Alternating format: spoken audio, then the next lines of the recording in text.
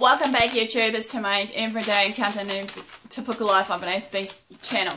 As you're fully aware, basically, at this moment of time, I'm introducing to you all about the chapter series in my book, even though this part of the condition isn't in the book, but I'm talking about the importance of socialization and ADHD sort of thing with people with it. Creating an awareness and understanding, basically, and obviously, hopefully, that what I'm coming about will be an awareness and a better understanding for you all, that you know of people with ADHD, and hopefully that despite all their struggles and that as well as their struggles are real also, like anyone of us, that basically as anything that they want to be socially accepted, wanted and appreciated by their peers who they socialise with. And all further ado, basically on the last part I was talking briefly basically on the socialisation of ADHD, pretty much, which was like how they pick up the cues and whatnot. You know, like I said before, with me, I pick up cues, visualise and all that, mimic the behaviours. Another one was basically, another one I mentioned was it's a downward spiral for them, because obviously with ADHD sufferers that they just feel so socially rejected by their peers because of being different, and they're classified as rude, the impatient, the self-absorbent, and the like, which all these labels are really real, which shouldn't have to be. And then another one I wanted to address was basically like the two key important parts of that was children with the research on child and adults with ADHD. Basically, what I covered there was the two importances were, well, number one, that with this, there has been many social challenges for people that suffers with ADHD, and one of them is disturbed relationships within their peers or even in a relationship that cause havoc, that causes so many stresses and breakdown of the relationship to the point that, you know, they're not wanted or what have you, or that sometimes people just tend to just break up for other reasons. And number two, for the ADHD sufferers, as I said before, the difficulties that they make and keep of friends in their circle, sort of thing. So, and all further ado, I'm going to talk about part 3 on the ADHD, titled The Symptoms. What is wrong with me? Please help me. Tips and advice. Okay, inattentiveness, like, okay, pretty much, this is important. Be attentive and observant. Be sure to look for clues in the environment of what's going to affect them in the environment, sort of thing, due to their hyperactivity, due to when they socialise with others, basically, is their behaviours in the right way for you. But be aware, do not correct the behaviours to suit your expectation of that behaviour. There is a right way and wrong way of punishing children and ourselves, you know, young adults with ADHD, sort of thing, as I said before, of that punishment. Basically, I can't remember the terminology, but you guys will know once you've been following me. Number 2, be aware of the body language, pretty much, tone of voice and behaviours, as well as that goes for us with ADHD and other conditions as well. Number 3, look at the person's choice of words. If they say, i.e., if they say if you want to, maybe they're probably saying, you know, not yet, but I'll do it anyway, sort of tone, you know, sometimes that's what they'll mean. I don't know. Number 4 is basically, or shall we say in that number 3, I'll put it as 3A. Action speaks louder than words. Everybody knows this rings true. But if they say one thing and do another, best thing to consider, the action is revealing their true feelings, regardless of what it may be. You know, sometimes some people with ADHD stuff pretty much struggles with what they really mean. Sometimes, like any one of us with any other hidden conditions, be it AS, be it ADD, be it whatever it may be, but then again, it's just accepting what they say sometimes. Number 5 is basically learn to interpret polite behaviours. Polite behaviours, however, can be like an opening doors, how we dress, pretty much the way we sit, and the like. Number 6, say what you mean and mean what you say. Okay, I'll say this again on that part, is the people, this goes for people with ADHD as well as any one of us that struggles. Like, some of us will miss subtle nuances or cues, basically, of communication, and some may have difficulty reading between the lines. Especially with ADHD sufferers, pretty much they do suffer from reading between the lines. Sometimes, like many people say, you shouldn't have to read between the lines. It's what it is. It's keep it that way, you know, keep it real and simple. But sometimes people just need to understand, despite the differences, if we read between the lines, we're sorry, but well, we're sorry, not sorry, sort of thing. And that we need to basically be ourselves, even though sometimes also another one is when this happens is the understanding of the subtext. Just be aware though, what is being said often is not what is actually meant. With me, this goes with me also, sometimes what I say I don't always mean. Many people see me as that I'll come up rude and abrupt sometimes when I'm having one of my mood swing changes. Yes, okay, I have mood swing changes of certain things, basically of my typical day. You know, I'm trying to blend in to the environment I'm in and hopefully, you know, try and adapt. As I said before in my last video over that shape shifting is important for me, just to try and maybe put away my feelings, put on my listener's hat, be attentive to that person in my circle and talk to them, so to speak. Okay, another thing is, another parts I want to talk about is the traits of ADHD and hopefully what can be done or what I've learned basically through this ADHD sufferers. Number one, as I said before in my last video, is the impulsivity or the hyperactivity. This may result in socializing by attributing impulsive behaviors to a point where they have to feel a need of control of everything around them in the environment and maybe the people that they're around.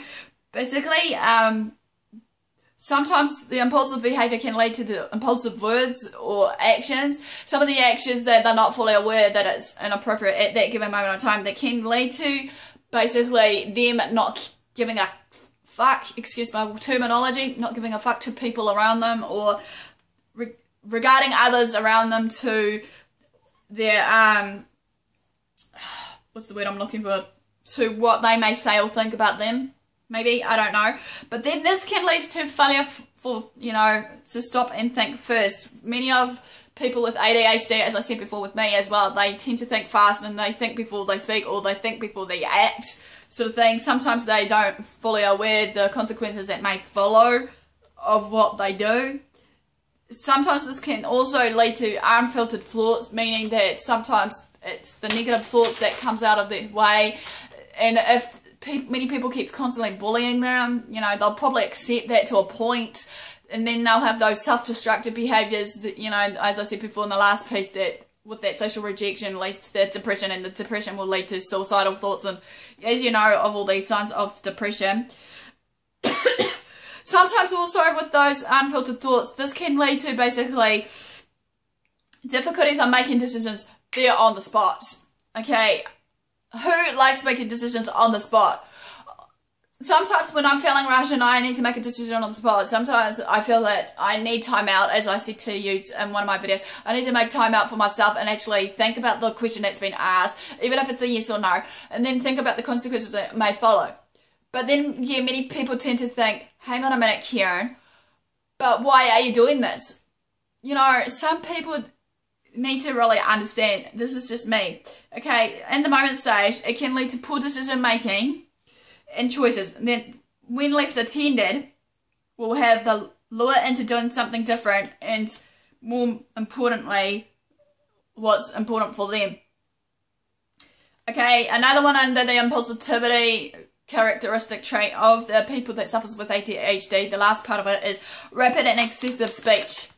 Okay, person with ADHD will do rapid fire speech that leaves others that might want to interact little room to participate in the conversation. That goes for many of us, like me exactly as well, that I'm trying to learn now to involve others around me that is socializing with me, even though, like someone said to me, you know, the more you write, the least likely people would choose to ignore you, Karen. But then again, who cares, you know, they've made that choice, you know, but hey, I'm just hoping one day that they'll realise that, you know, despite my faults and flaws of that and my everyday struggles that I push myself with, that they'll understand later on that, you know, it's all okay. Okay, number 2 of the character traits is hyperactivity. This involves the limitation of ability to engage in leisure activities, as I said before, be it like in a classroom setting, that they're being classified as disruptive, rude, and the like.